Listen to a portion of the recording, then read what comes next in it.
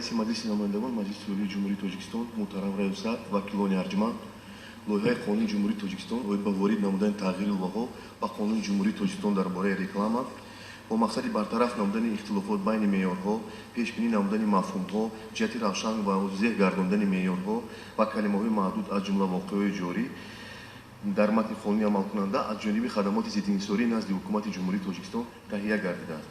ҳангоми таҳлил муайян карда шуд, ки ихтилофот байни меъёри пешбинишудаи қисми сеюми матни тоҷикӣ ва матни русии моддаи 20 қонуни амалкунанда вуҷуд дорад.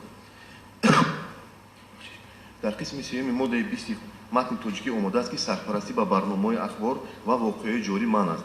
Аммо дар матни русӣ бошад спонсорство информационных программ о текущих событиях запрещено истифода гардида байни ҳам гуногунфаҳмиро ба миён меорад. Аз ин лиҳоз дар қисми 3 моддаи 20 калимаи «ва» ба калимаи «оид ба» иваз карда шуд.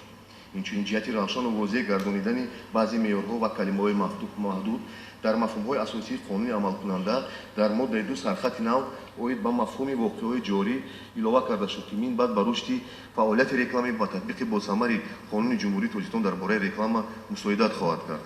лоиҳаи Қонуни Ҷумҳурии Тоҷикистон оид ба ворид намудани тағйири иловаҳо ба Қонуни Ҷумҳурии Тоҷикистон дар бораи реклама бо назардошти пешниҳодоти сохторҳои дахлдори ҳукумати Ҷумҳурии Тоҷикистон ва кумитаҳои Маҷлиси намояндагон Маҷлиси Олии Ҷумҳурии Тоҷикистон мавриди такмил ва таҳрир қарор дода шуд. дар натиҷа дар қисми дуюми моддаи 20 калимаҳои «ва тамоку истеҳсол мекунанд» ва калимаҳои «тамоку ва маҳсулоти тамоку истеҳсол мекунанд» вобаста ба реклама иваз карда шуд. қабули санади зикр гардида аз бюҷети ҷумҳуриявӣ маблағгузории иловагиро талаб наменамояд.